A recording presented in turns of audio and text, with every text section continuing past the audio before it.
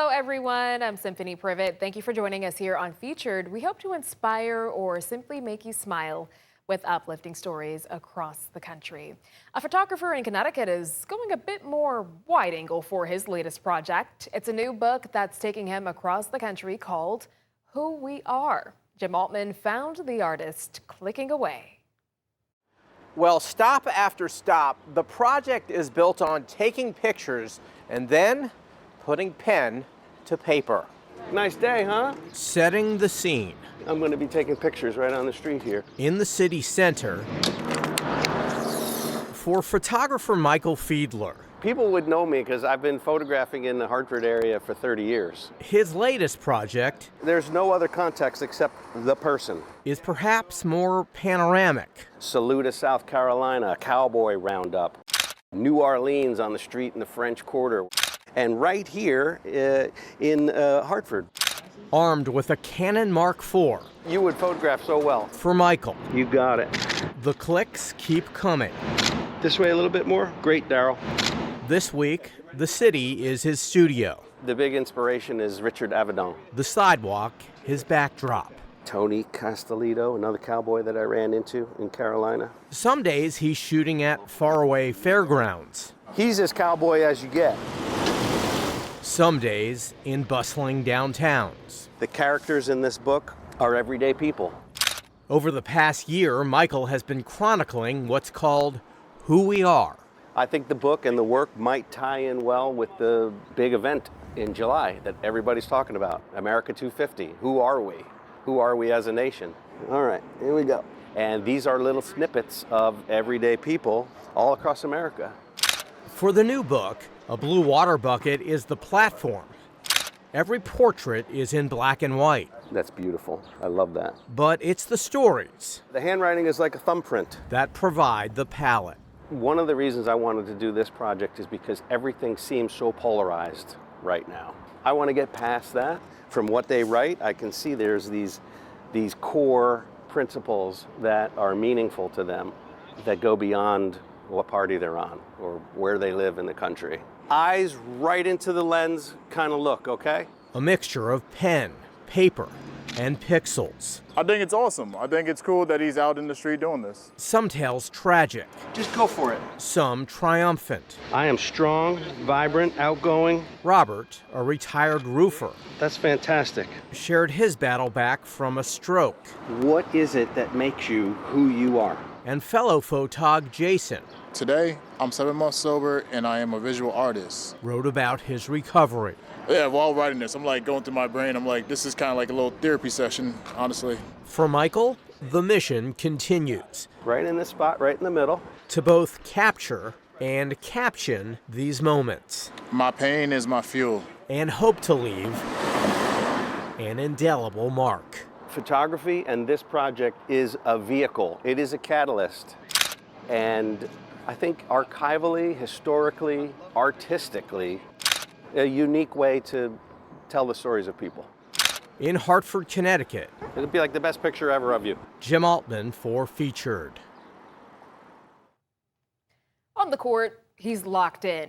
Adrian Johnson is a star player at a high school in Georgia, but off the court, he has been facing a challenge he kept private for years. Caitlin Ross has a look at how he is now opening up, hoping to encourage other kids just like him. Adrian Johnson is a student of the game. You just got to know what type of player in front of you. If he's a defender, it's just watch his feet, watch his movement. He studies everything, the game, his opponent, and what comes next. His focus was totally on his books and athletics. His coach says that focus never wavers. To this day, he ain't never even mentioned it to me. Never. What he hasn't talked about is what his body has been through to get here. Adrian has a pacemaker. His heart issues go back to when he was just 15 months old. As he got older, we were like, what would you think about sharing? He's like, yeah, I'm not ready yet. Have you told any of your friends? No, they don't need to know. For years, he kept that part of his story to himself. Not because it didn't matter, he just wasn't ready. Now he is. Thank you for your prayers and love. and I'm feeling better. He wants other kids who are going through something similar to hear it from him. Just be brave, because you're going to get through it. All he wanted to do was be normal and just get on with things. Dr. Robert Whitehall treated Adrian at Children's Healthcare of Atlanta, placing a leadless pacemaker in the teen's heart. He is such a special guy, and I really commend him for doing that. It's important to have kids like AJ out there telling their story. The people around him say this is who Adrian is: quiet strength, and now a willingness to share it. He's an inspiration. He definitely is an inspiration. His dad and I are so very proud of him. That was Caitlin Ross reporting from Atlanta. Adrian and his twin brother both committed to play basketball at George Corley Wallace State College in Selma, Alabama. Congratulations to the both of them. Well, it's now been more than 50 years since an American set foot on the moon. One young man in Arkansas is ready to go back. Ashley King shares his story. When you crank it, it goes up. For most fifth graders, the most important things in life are what's for lunch, what they're doing at recess, and what awaits them in middle school. But Little Rock Christian Academy student Hilt Bowling is thinking about something a lot bigger and further away. We're still going to be the first country to get to the moon. Hilt spends all day thinking about rocket boosters, lunar landings, and America's mission to return to the moon. Topics he can explain with the confidence of a NASA engineer. We got the shuttle carrier here. Hilt's fascination started a couple of years ago with a group science project all about rocket power. We put an Alka-Seltzer tablet, and then we put vinegar, and then we sealed the thingy, and we could put fins on it and a nose cone and stuff. That project turned into a launching pad. Then I started drawing rockets. I'd draw them at recess, and I still do to this day. But it was one passionate answer during a TV interview at the Artemis II launch in April that sent Hilt into orbit. Why do you love space? Why do you love being a part of history? We're going back to the freaking moon, that's why. Overnight, the boy from Arkansas, dubbed the freaking Moon Kid, became an internet sensation. And when he made the return trip home, news of his freaking fame quickly traveled to school. So when I walked into each and every classroom, they would cheer and start clapping. The viral moment was more than just 15 minutes of fame for Hilt. It was an opportunity to reach for the stars and do something most adults only dream about. NASA invited Hilt and his family to tour the Space Center in Florida, where he got the chance to touch the Artemis 1 capsule. That was my favorite. And then meeting Jared Isaacman. Yes, that Jared Isaacman, astronaut and current administrator of NASA. This can separate. Fairings. Oh, frick. Whoa. No, the Orion capsule. Ask him about rockets, and suddenly you're talking to someone that sounds decades older than 11 years old. I mean, you know a lot. Way more than 90% of the people in Arkansas. I think, at least. He talks about launch windows, rocket stages, and lunar missions, and he already has plans for the future. Either an astronaut or I want to start my own aerospace company. We're sending a woman, a person of color, and a Canadian to the moon, and we're sending a manned spacecraft, the farthest we've ever sent a spacecraft before. And as far as the Artemis 3 launch, he's already making plans. Oh heck yeah! I'm planning on watching all of the rockets that launch in that week period that Artemis 3 does. For Arkansan Hilt Bowling, the moon isn't just something hanging in the night sky. It's the destination. So if someone gave you the opportunity to go to space tomorrow, would you do it? You could probably on Saturday, I don't want to do any more work on school days. I've already done way too much, so you think your mom will let can't you go? Miss school probably. I wish she would let me go. I was a part of history, and after it launched, after we couldn't see it, I just started crying. I was so happy. What was so historic about it? We're going back to the frickin' moon, that's why.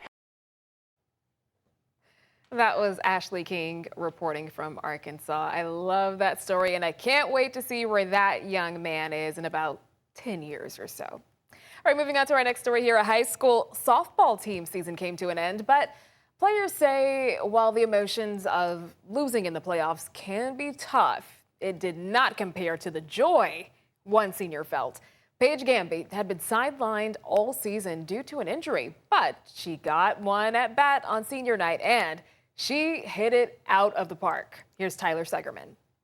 Yogan ball's pitch to Gabby. Swung on, drilled deep right field. Back. Gone!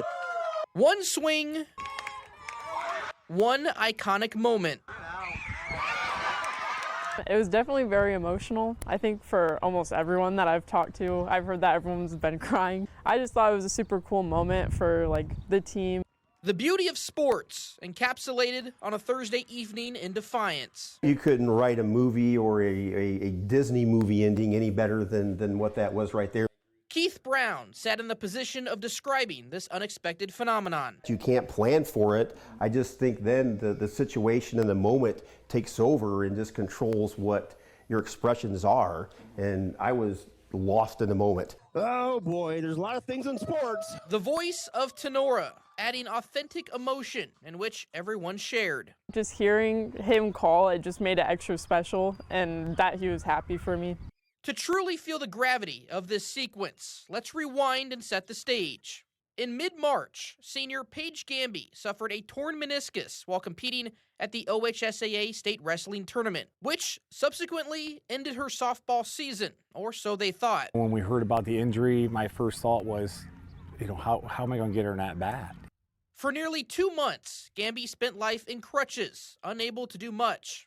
What you call pitches. Then, days before senior night, she got cleared to play. Especially through the 7 weeks, it's been kind of difficult, but just so I get to bat once, it was worth it. I was super excited. I was just trying to hit the ball, but just get it in play and make it to first. That was my thought. The great Gamby exceeded that, blasting a solo home run over the right field fence, a place she's never hit one before. And while most get to trot around the bases, she happily walked. It felt, obviously slower, but it was just cool that I could soak in the moment more and just see how everyone's reacting. It was cool. It's just icing on the cake. It's just the kind of the person Paige has been all 4 years here. Honestly, it doesn't surprise me as the kind of athlete Paige is. Way to go. So proud of that young lady. That was Tyler Segerman reporting from Ohio. Still to come, patients at a children's hospital in Arizona hit a big milestone. We'll introduce you to the program that helps them keep up with their education while undergoing treatments. And a dream fulfilled. After 50 years behind the desk, this Georgia teacher is leaving the halls. How she's leaving behind a lasting impact.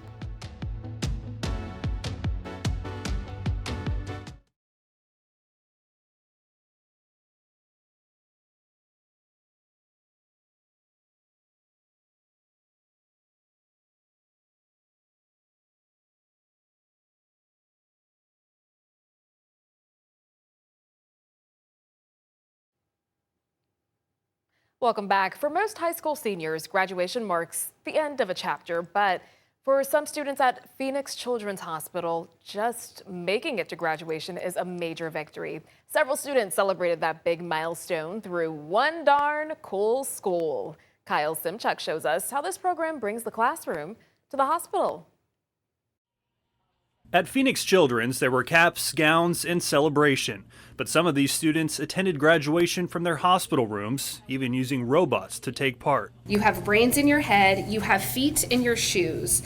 You can steer yourself any direction you choose. One Darn Cool School helps children stay on track academically while fighting serious illnesses or recovering from life-changing injuries. For Anna Stevens, this day represented a journey she and her family never expected. You never know how fast things can change until they do.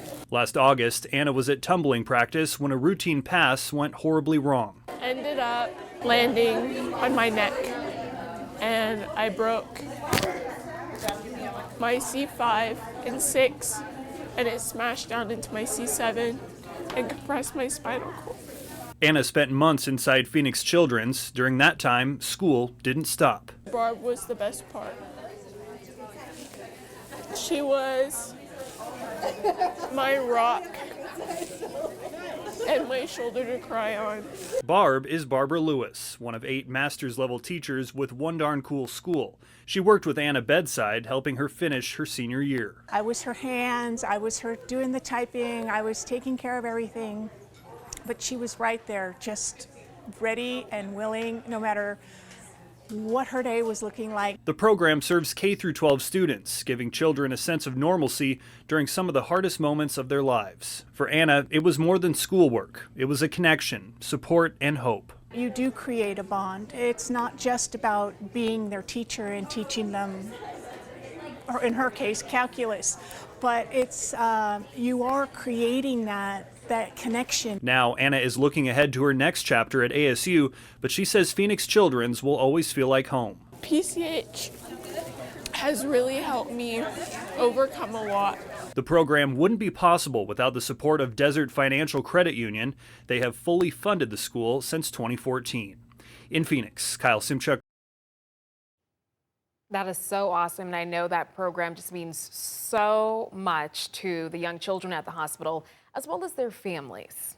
All right, moving on to our next story here. Sticking with education, a Georgia teacher has spent 50 years shaping the next generation. Deborah Stevens is proof that one person with a whole lot of love can leave a lasting mark on an entire community.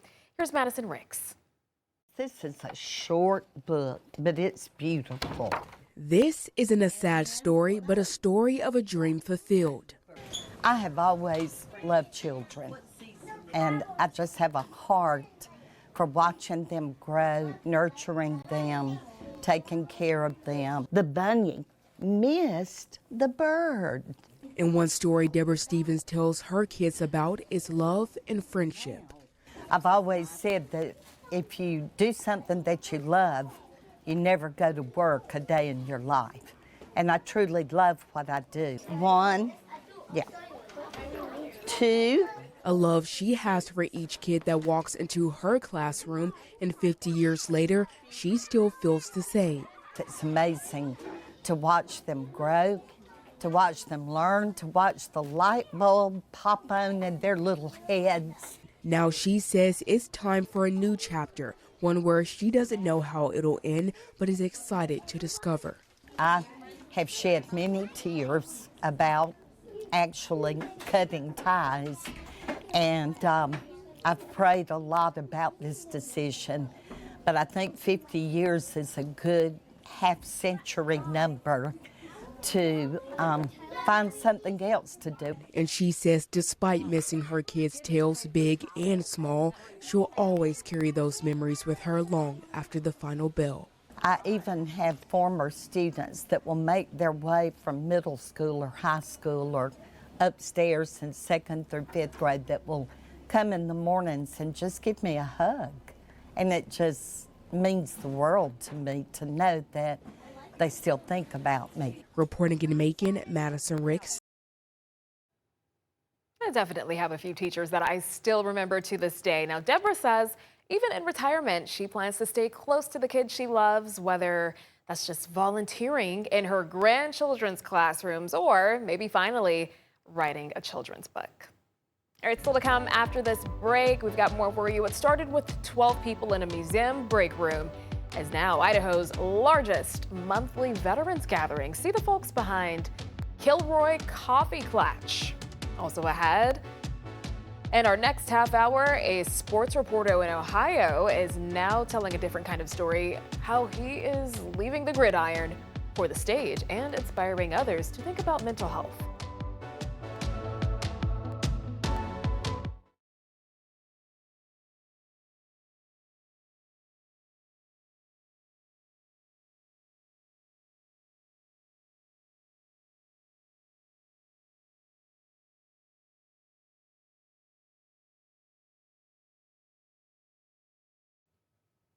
Welcome back. Inside the Warhawk Air Museum in Idaho is Kilroy Coffee Klatch. It's where hundreds of veterans meet for coffee and some conversation. Maggie O'Mara takes us to the museum's coffee meetup for these military heroes.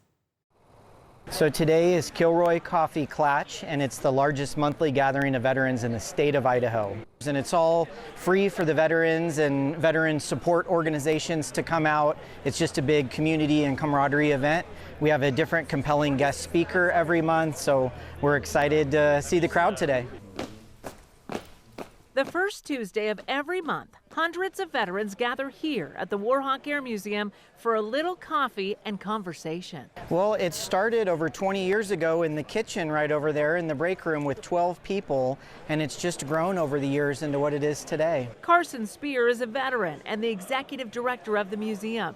He knows how important this kind of support really is. You know, I had a difficult time after combat in Iraq, and since I found this Warhawk family, I've been happier than I've ever been in my adult life. I just walked up to a gentleman the other day, and he was a prisoner of war for 5 years, and he just found the museum and talked to him for 2 hours. So you never know who you're going to meet out here. It's a very special place. TJ McGrath agrees with that. This is truly an amazing place. He was an Air Force fighter pilot. I did 21 years in the Air Force, and I got to do what I wanted to do from the time I was a little kid. I got to become a pilot.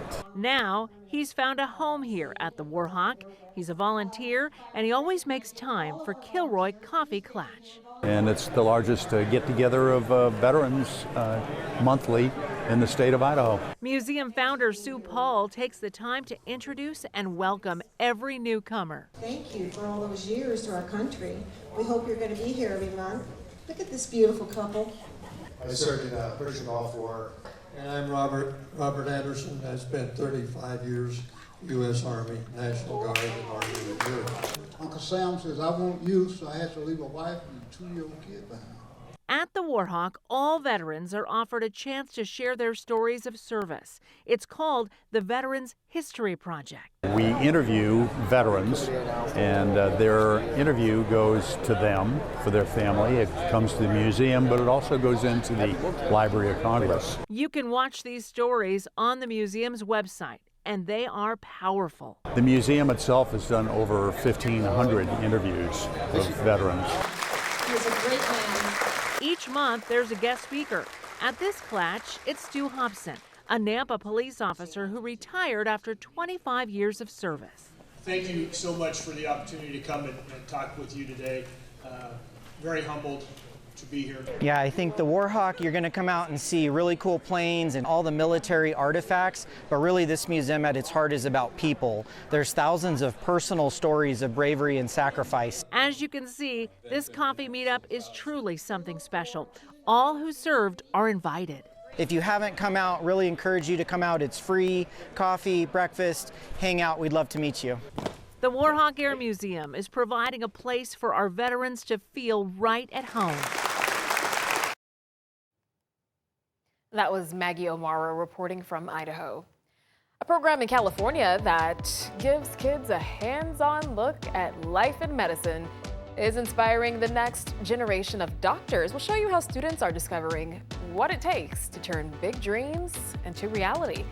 And a bit later, an employee at one popular bagel shop in Maryland is keeping spirits high. How he spreads a scoop of joy along with the cream cheese.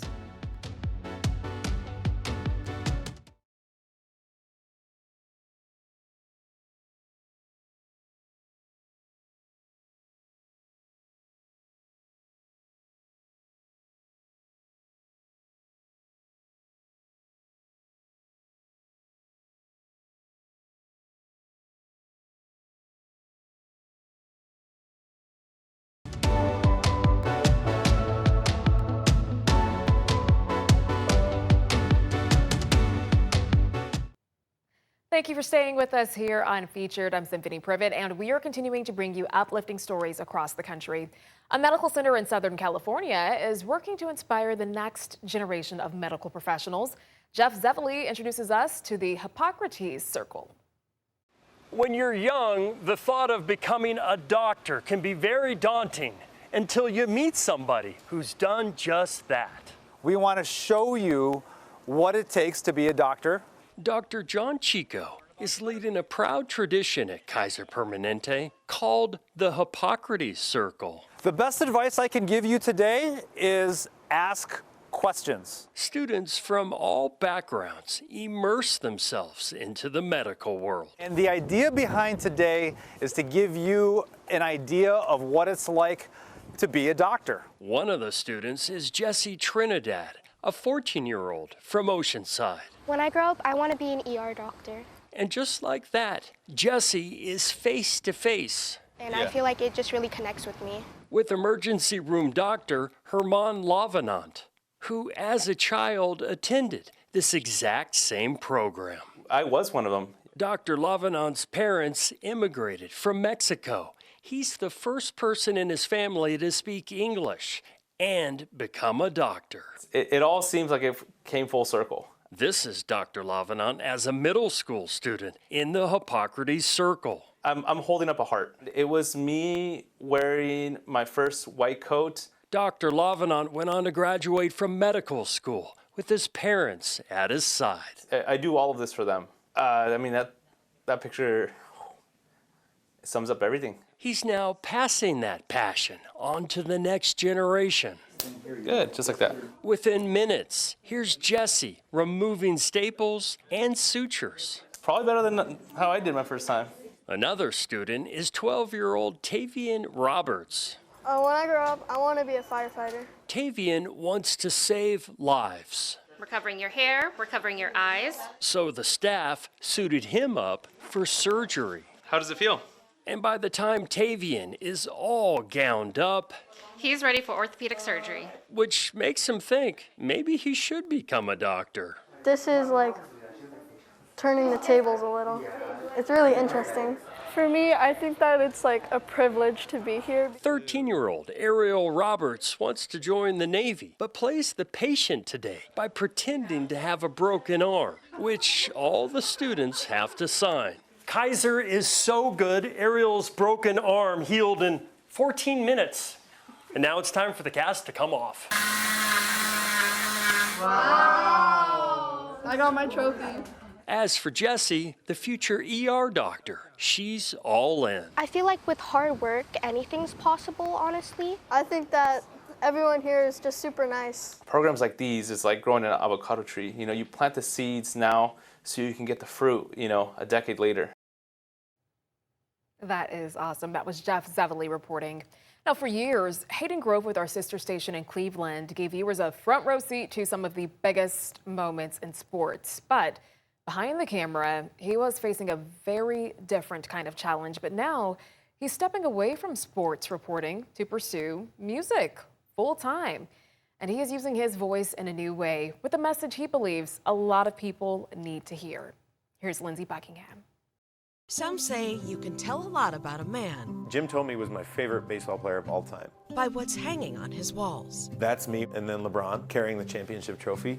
In Hayden Grove's apartment, his heroes Kevin Love right here. cover his, a sanctuary of two worlds that helped shape him. We got the Michael signed CD, which is awesome. His greatest musical influence. That genre spoke to me, spoke to my heart, and I was like, man, this guy is unbelievable. Yet the most important people My dad, he's my hero. aren't famous at all. Says Hayden, the measure of a man is less about what one does than how one does it, and you do it all so well. With love, Dad. So that was the best note I've ever received in my life. I'm Hayden Grove with Zach Beisel for Cleveland.com. And Zach, this is a huge weekend for the Indians. His audience saw him cover some of the biggest stories in our city's history. I covered a World Series, a Cavs championship, All-Star games. What they couldn't see was what he had been carrying. College was not a good experience for me. I was in charge of the sports coverage, so that means I was at every football game, I was at every basketball game, I was at every baseball game, and I walked into the advisor's office. I was in tears. I know it's the dream of so many people to be in this position, and I know it's so, but I can't do it. Anxiety, depression, OCD. So that developed into anorexia, and I want to applaud you for talking about male eating disorders, Yeah. because that's not talked about enough. no, my dad is the person who kind of took the taboo out of it for me because he's a medical professional, and it is a biological issue. Hayden kept his struggles mostly to himself until someone else said it first. Kevin Love made that possible. He's got everything, and he's still struggling. The relief unlocked something that had been buried in the darkness. I thought that part of my life was over. I really did. The dream was dead, and God had a way of saying, no, it's not dead. Not dead at all, reborn.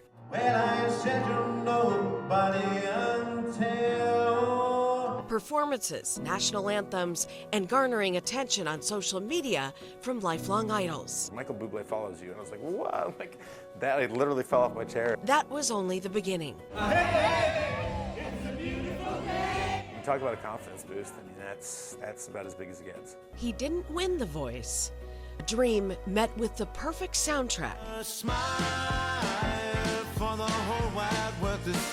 Every single day. I have therapy today. I need it. This isn't gone. Just because I've done a lot of things and I've come out like, oh, he's told his story, it's over. No, it's still going on every single day. Therapy and faith guide him. You just have to handle it the best you can. I'm recording vocals for that tomorrow. These days, the walls that show us who Hayden is tell you where he's going, too. And then on May 1st, we travel to South Africa. Your entire journey is touching people's lives and in some cases, changing their lives. And that's beautiful. I do it for the 7-year-old boy that I was. If you love something, do it. Don't be scared of it. We just need more love in this world in every way, shape, or form. Lindsey Buckingham.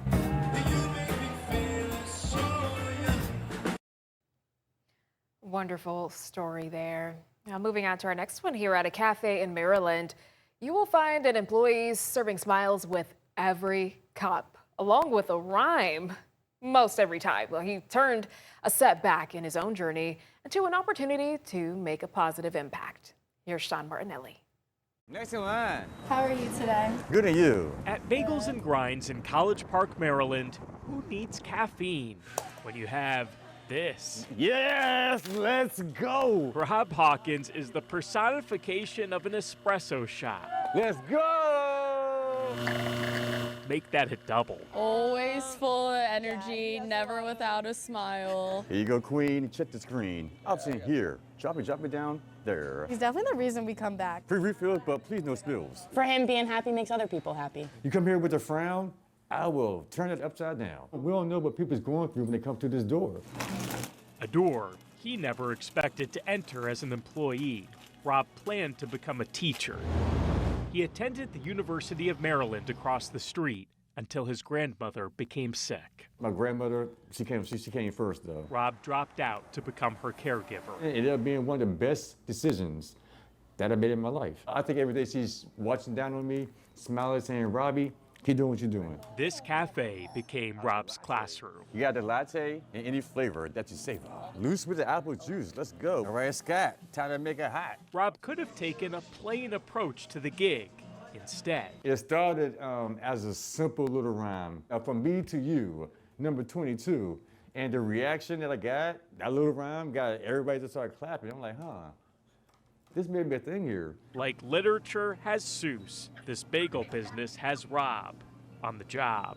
My motto in life is less stress, less mess.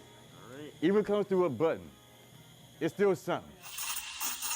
One day, Rob may get that degree in teaching.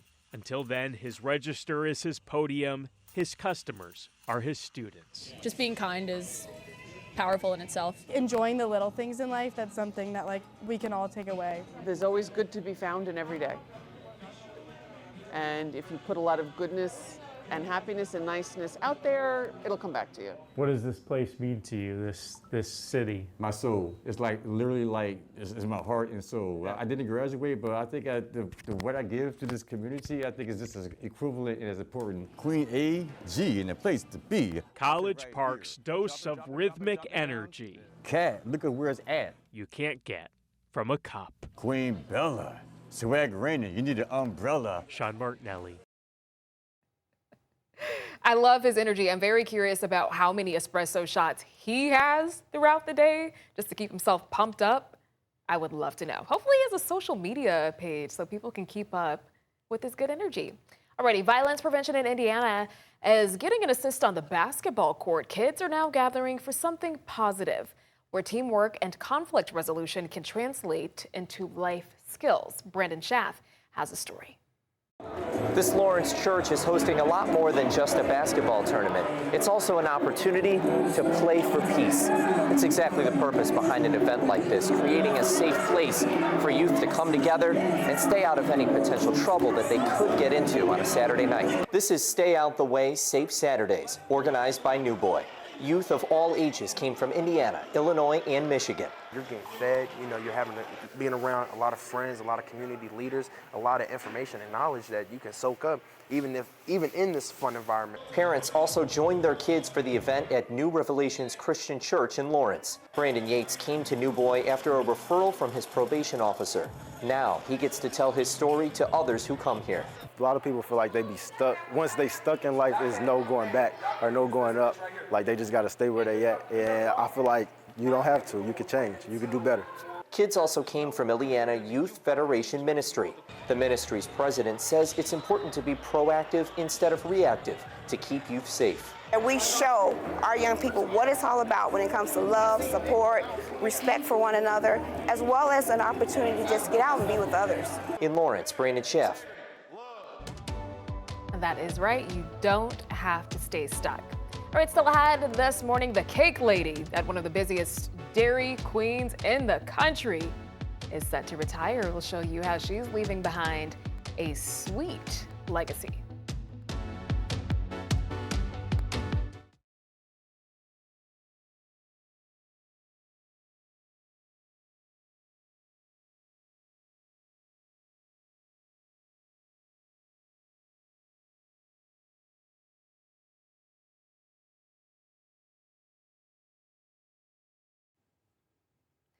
Welcome back. An animal rescue in Pennsylvania with a focus on Siberian Huskies is now working to ensure all dogs have a safe and loving home. Here's Gabrielle Mediak.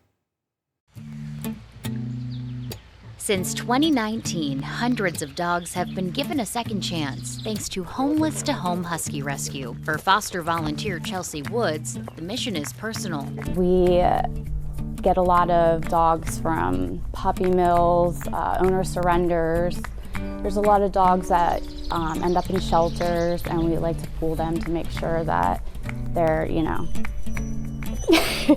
that they're safe. Chelsea began fostering with the rescue less than a year ago, but she says the experience has already changed her life. Just in 8 months, the endless amount of stories are just crazy. There's never a dull moment, especially with this breed. Right now, she's fostering Dutton, a 5-month-old husky puppy rescued from a high kill shelter down south. Some of them come from horrific situations, and especially him, not saying he did, but he's only 5 months old, and that's no place for a sweet little boy like him to be. Dutton is one of roughly 24 huskies searching for a forever home right now. He's only 5 months old. He's neutered, up to date on his vaccinations. He is fully house trained. I don't know how at this age, I know. Crate trained as well. He's like a little angel. He just sleeps in it all day. He hasn't been destructive. He's great in the car. He's great on walks. He doesn't pull. Chelsea says every dog is carefully evaluated and vetted before being placed with a foster or adoptive family. And for those who are considering fostering, the rescue covers the costs. All the bedding's taken care of. Sharon will bring you the food. If you need a crate, anything that you need for the dog does not come out of your own pocket. Right now, the organization says it urgently needs more volunteers who are willing to open their homes and help save more dogs. Giving them a second chance and watching them go to a loving home is amazing. And I still, to this day, touch in with all of the people that adopt my fosters. And I'm like, send me pictures, send me videos, and it just makes me so happy. That was Gabrielle Mediak reporting from Pennsylvania. Now, a beloved Dairy Queen employee in Georgia known as the Cake Lady is reaching a big milestone. Last year, the community rallied around her after a devastating house fire, and they raised more than $15,000. Well, now she is celebrating her last shift before hanging up her hat and retiring. Ellie Milliken has the story. 15,000 cakes and 35,000 dilly bars. And after that many, Janet Bass deserves retirement. Bass is known as the cake lady of the Great Dairy Queen. A constant, like all my kids' birthday cakes and stuff, she's done all of them, no matter what it is. And my kids got some crazy stuff they like to do, and she does it. They always look great. It's going to be hard to replace her. For over 12 years, she's been decorating cakes. In 6.5 of those, she's been at the Great Dairy Queen. This year has not been the easiest with the death of her husband and her home catching on fire. but she has not stopped working. I think he underestimated the dilly bars. I think I've done probably 15 million dilly bars. Everybody says that I can do dilly bars in my sleep. She is finally getting to live her dream and have a pool and live in Florida. It's exciting. It's scary. I still have a lot to do here before I can actually leave the area. Of course, with the house, I still have a lot to do. But that's not stopping her from decorating even on her last day. And customers agree. They are delicious. They are very delicious. Mostly just the chocolates, strawberries. They're all just really good. It's more than just the treats that make her time here sweet. I'm going to miss this. In Gray, Ellie Milliken. In North Texas, there are a lot of places you can go for ice cream, but there's only one spot, like the one Sean and Gigi found. All right, check this out. Do you want to feel like a kid again? All you have to do is duck, duck, scoop. Thank you. That's the name of this sweet ice cream spot in North Fort Worth, where you can get all your ducks in a cone. Everything here is topped with a rubber duck. Owner Lori Quadros says during the pandemic, she lost her small business and for a while was sad. So she wanted to do something to make her and others smile. And this was it. Ice cream and rubber ducks. Happiness guaranteed. They're colorful, bright, they make you smile. Ice cream makes you smile. Forget the cherry on top. Lori offers a lot of unique creations. Gourmet sundaes, pretzel sundaes, bubble waffles, milkshakes, and for people who don't want ice cream, dirty popcorn. Whatever you get, top it like this, and Lori says you'll feel like one lucky duck. It really does, kick it up a notch for them. So they're so happy when they come in the door. Lori says stop on by because Duck Duck Scoop is all it's quacked up to be. In Fort Worth, I'm Sean Gigi. All right, coming up after the break, Colorado State University students are looking to pass the torch on what has become a beloved tradition around their campus, and it might have something to do with 8 tentacles. Uh-oh. All right, we'll explain. Coming up next.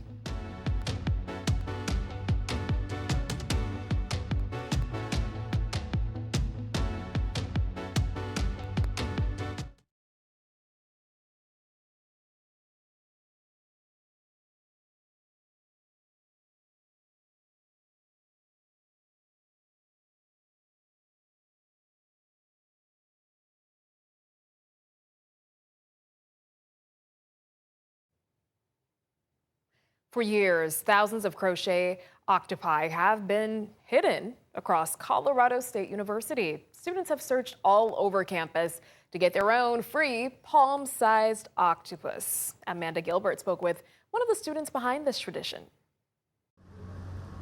Graduation week's always a good time for reflection. Melanie Matthews is spending her final week at CSU enjoying the hobby that helped her navigate college. I actually learned crochet during the COVID-19 pandemic. It also brought her community. My mom actually saw the Octopi of CSU on a parent Facebook page and told me to reach out, try and make some new friends. I found this little orange one and this pink one. This landlocked agriculture college has become known for crochet octopi. This one is a tomato octopus. It's all thanks to Melanie. These are Cam the Ramdopie. Her friends and their unofficial student group. I do always have a worry that one day a squirrel will run off with one, but it hasn't happened yet. They've created a campus-wide scavenger hunt. It's all about spreading kindness and building community, specifically through art. I've always wanted one of these. Melanie herself knit around 3,000. This thing's awesome. Of these little guys. We have no ocean, so why would we choose a marine mammal? But it's fun. She's just hoping this tradition continues after her group graduates. We're trying to find people to help take over this mission. They always say, you have found a friendly octopus. Please take it with you to brighten your day. I literally always wanted to find one of these so bad. Because a little octopus but now's my time. Can really make someone smile. The whole goal is to make someone's day, and I like to think that we've achieved that.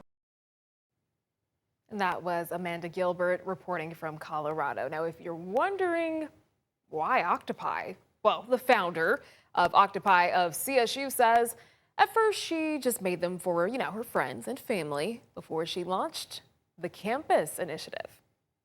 Alrighty, that is it for this episode of Featured. Until next time, make it a great one.